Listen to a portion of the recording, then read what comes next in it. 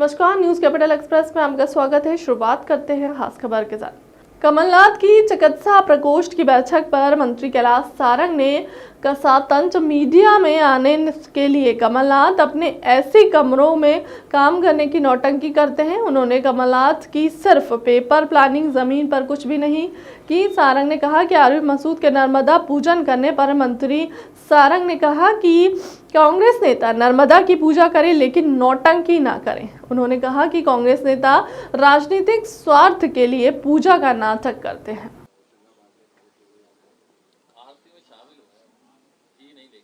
देखिए, हम तो चाहते हैं कि हर एक व्यक्ति नर्मदा मैया को पूजे, आरती करे, परंतु केवल नौटंकी करने के लिए और राजनीति करने के लिए ये नहीं करे।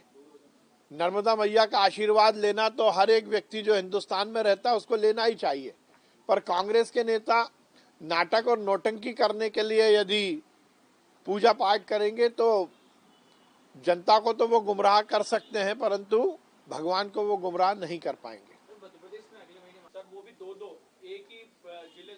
अब कांग्रेस ही नहीं जुड़ पा रही, कांग्रेस ही टूटी टूटी है। राहुल गांधी सरे राह मांसाहारी भोजन बनाकर अराजकता फैलाने की बात कर रहे हैं। कांग्रेस टूटी टूटी नजर आ रही है। अरुण यादव को घर बिठाकर शेरा जी को नेता बनाने की कोशिश कमलनाथ कर रहे हैं। दिग्विजय सिंह के मामले में ढूंढते रह जाओ जैसी कहावत चरितार्थ हो रही है। सुरेश पचौरी कहीं दिख नहीं रहे। पीसी शर्मा को प्रभारी बनाया तो उनके ऊपर किसी और को बिठा दिया। कमलनाथ जी नित नए बयानबाजी करके सुर्खियों में बने रहने की कोशिश कर रहे हैं। सही मायने में ये भारत जोड़ो यात्रा नहीं है। भारत को तोड़ने वाले तत्वों को इकट्ठा करके कांग्रेस को जो तार तार हो चुकी है उसको जोड़ने की कोशिश में राहुल गांधी विफल यात्रा कर रहे हैं। इस यात्रा का कोई मायने नहीं है। और जिस प्रकार से गुटबाजी हमें मध्य प्रदेश में दिख रही है, शायद किसी भी राजनीतिक दल में ऐसा उदाहरण पहले कभी नहीं देखने को मिला।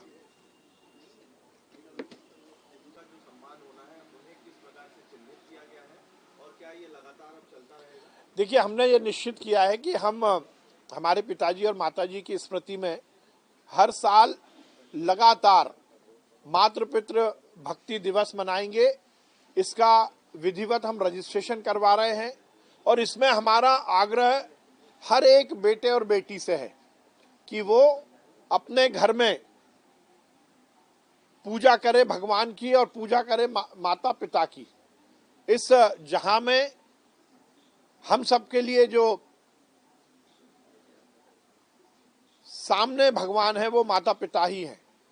उनकी चरण वंदना, उनका आशीर्वाद, उनके मार्ग पर चलना और ये सुनिश्चित करना कि हम सब उनके नाम को रोशन करेंगे, ये हम सबका कर्तव्य है।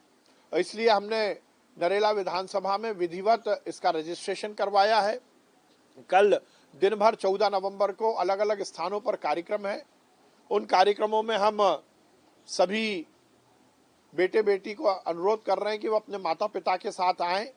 वहां पर माता पिताओं के, बुजुर्गों के पैर पखारे जाएंगे, उनकी आरती उतारी जाएगी, उनकी पूजा की जाएगी, उनको सम्मानित किया जाएगा और उनका आशीर्वाद लेकर हम सब सदमार्ग पर चलें, इसका संकल्प लिया जाएगा। देश पर जबरन झूठे प्रकरण सभी कांग्रेस नेताओं पर दर्ज किया जाए ताकि 2023 के लिहाज से वो चुनाव प्रचार या फिर जनसंपर्क न कर सके। ये चेतावनी भी दी है कि हम वोट जाएंगे।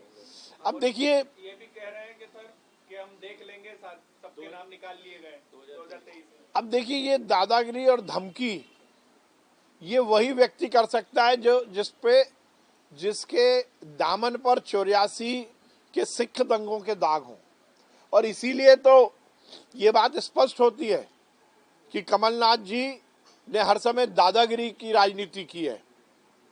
वो नेहरू परिवार की चमचागिरी करते हुए हर समय प्रमुख पद पर रहे और उन्होंने दादागिरी और धमकी के माध्यम से राजनीति आगे बढ़ाई। ये बहुत दुर्भाग्यपूर्ण है। इतने सीनियर लीडर का इस तरह से बयान देना, पत्र लिखना और धमकी देना, ये लोकतंत्र में कहीं इसका स्थान नहीं है। ब्यूरोक्रेसी कार्यपालिका है, कार्यपालिका निष्पक्षता के साथ काम करती है। और यदि वो इस तरह के पत्र लिख रहे हैं तो क्या वो 15 महीने सरकार में थे तो उन्होंने पुलिस का दुरुपयोग किया था क्या? या इतने सालों तक वो केंद्र में मंत्री रहे और नेहरू परिवार इस देश में शासन चलाता रहा, क्या उस समय पुलिस और ऐसी एजेंसियों का दुरुपयोग किया गया? ये पत्र कमलनाथ जी की कुंठा को प्रदर्शित करता है। ये पत्र उनके भय को प्रदर्शित करता है। ये पत्र उनको उनका जो कुनबा टूट रहा है और जिस प्रकार से कांग्रेस के नेता लगातार कांग्रेस छोड़ रहे हैं, विधायक कांग्रेस छोड़ रहे हैं, ये उस प्रक्रिया को रोकने के लिए एक प्रकार से प्रेशर पॉलिटिक्स को इंगित करता है। ये इस बात को इंगित करता है कि कमलनाथ जी पूरी तरह भय में ग्रसित हैं और उनको ये सुनिश्चित लगता है कि कांग्रेस की जमीन मध्य प्रदेश में पूर्णतः समाप्त हो गई है।